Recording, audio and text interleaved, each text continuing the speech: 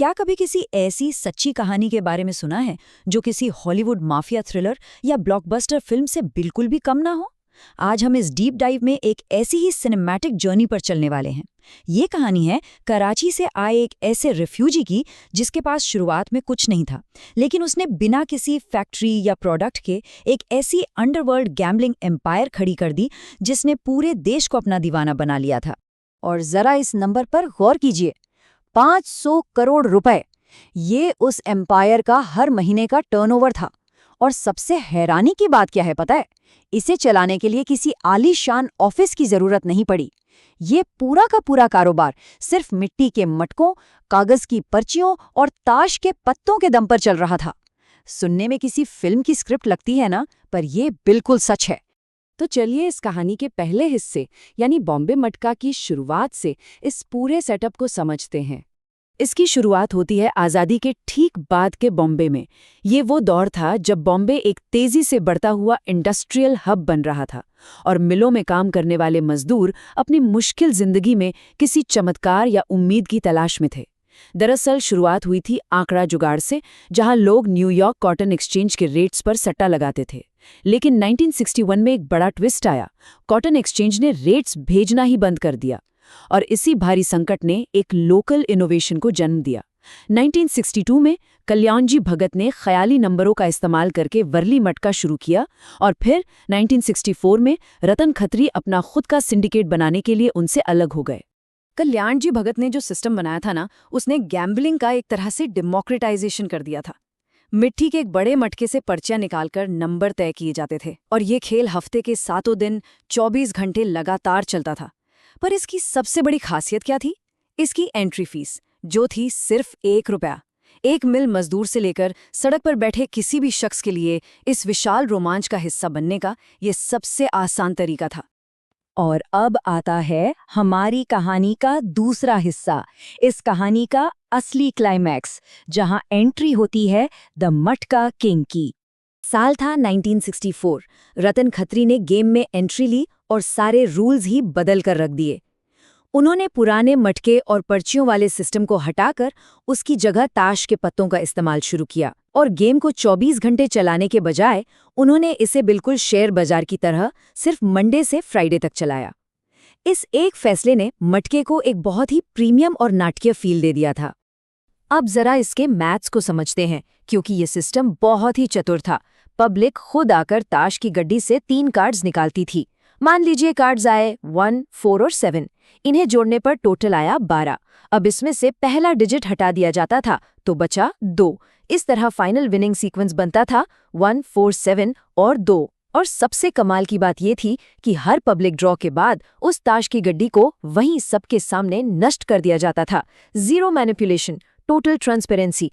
इसी भरोसे ने इस गेम को इतना बड़ा हिट बनाया था। पेआउट स्ट्रक्चर की बात करें तो ये माइंड ब्लोइंग था। 25 पैसे लगाने पर आपको मिलते थे ₹2.25। लेकिन अगर किसी ने ₹1 लगाया और उसका नंबर एग्जैक्ट मैच कर गया तो उसे मिलते थे पूरे ₹900।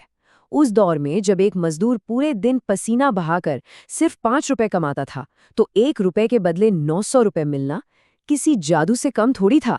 ये एक लाइफ चेंजिंग लालच था। और इसी लालच ने एक ऐसे सिंडिकेट की नींव रखी जो पूरी तरह से 500 करोड़ का सिनेमैटिक एम्पायर बन चुका था। खत्री ने सिर्फ एक बिजनेस नहीं, बल्कि एक पूरा इकोसिस्टम खड़ा कर दिया था, जो बिल्कुल किसी अंडरवर्ल्ड माफिया फिल्म के सेट जैसा लगता था। उनका अंदाज ही अलग था, एकदम बेदाग सफेद कुर्ता पजामा और गले में सिल्क का स्कार्फ, जो उन्होंने मशहूर डॉन हाजी मस्तान से इंस्पायर होकर अपनाया था।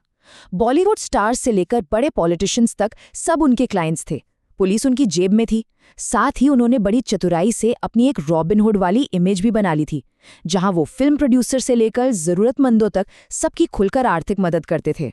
उनका ये पावर ब्रोकर वाला ओरा इतना आइकॉनिक हो चुका था कि 1975 की मेगा ब्लॉकबस्टर फिल्म धर्मात्मा का मुख्य किरदार उन्हीं से प्रेरित होकर लिखा गया था। और यहीं से उनका वो नाम इतिहास में हमेशा के लिए अमर हो गया, द मटका किंग। लेकिन हर गैंगस्टर एपिक की तरह इस साम्राज्य का भी एक अंजाम होना था। कहानी के तीसरे हिस्से में शुरुआत होती है पुलिस क्रैकडाउन्स और रहस्यमयी मर्डर्स की। यहाँ एक बड़ा सवाल दिमाग में आता है, एक इतना शक्तिशाली 500 करोड़ का अंडरवर्ल्ड एम्पायर आखिर ढह कैसे गया? सिंहासन से मटका किंग को नीचे गिराने वाली उन फोर्सेस को समझना बेहद जरूरी है। इसकी पहली बड़ी चोट आई 1975 की इमरजेंसी में, जब खत्री को 19 महीने के लिए जेल में डाल दिया गया। लेकिन असली खात्मा 90 के दशक में हुआ, जब पुलिस को ये एहसास हुआ कि इस गैम्बलिंग का पैसा दरअसल आतंकवादियों और गैंग्स को हथियार खरीदने के लिए फंड कर रहा है। तो दयानायक, प्रदीप शर्मा और विजय साल्सकर जैसे एनकाउंटर स्पेशलिस्ट ने एक आक्रामक क्रैकडाउन किया और इस पूरे नेटवर्क को जड़ से उखाड़ फेंका। अब इन दोनों प्रतिद्वंदी साम्राज्यों का एक हैरान करने वाला कॉन्ट्रास्ट देखिए। रतन खत्री एक नो फ्लाई लिस्ट में डाले जाने के बाद 1993 में शांति से रिटायर हो गए। वो एक साधारण जिंदगी जीते रहे और 2020 में 88 साल की उम्र में उनका निधन हुआ। वहीं दूसरी तरफ उनके पुराने राइवल कल्याण जी के बेटे सुरेश भगत, जिन्होंने ओरिजिनल एम्पायर संभाला था, उनका अंत बहुत ही भयानक था। 2008 में अलीबाग पेन रोड पर एक सुनियोजित ट्रक टक्कर के जरिए उनकी बहुत ही क्रूरता से हत्या कर दी गई। तो इस पूरे एम्पायर की लेगेसी क्या रही, और क्या ये मॉडर्न डिजिटल गैम्बलिंग के दौर में सच में खत्म हो गया? फिजिकल मटका के अड्डे भले ही बंद हो गए हों और ऑफलाइन बुकीज की तादाद 2000 से गिरकर सिर्फ 300 रह गई हो, लेकिन ये ऑपरेशन मरा नहीं, ये सिर्फ इवॉल्व हो गया। आज ये पूरी तरह से ऑनलाइन शिफ्ट हो चुका है।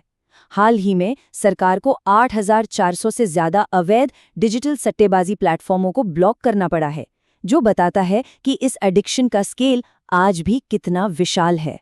उस ग्लैमरस रॉबिनहुड वाली इमेज के पार देखना बहुत जरूरी है। इस भारी संपत्ति की असली बुनियाद खून, आंसुओं और टूटे हुए सपनों पर टिकी थी। इसके पीछे कर्ज में डूबे बर्बाद परिवार थे, हिंसक वसूली थी और आम लोगों के पैसे का ऑर्गेनाइज्ड क्राइम को ताकतवर बनाना शामिल था। यही इसकी असली और खौफनाक कीमत थी। और इसी के साथ इस कहानी के अंत में हम एक बहुत ही गहरे सवाल पर आके खड़े हो जाते हैं। जैसे जैसे वो पुराने मिट्टी के मटके अब फास्ट रिजल्ट देने वाले स्मार्टफोन ऐप्स में बदल गए हैं, क्या इस अंडरग्राउंड गैम्बलिंग का ये विनाशकारी लालच कभी सच में खत्म हो पाएगा, या हम सिर्फ तरीके बदलते रहेंगे? ये एक ऐसा सवाल है जिस पर हम सबको सोचना चाहिए।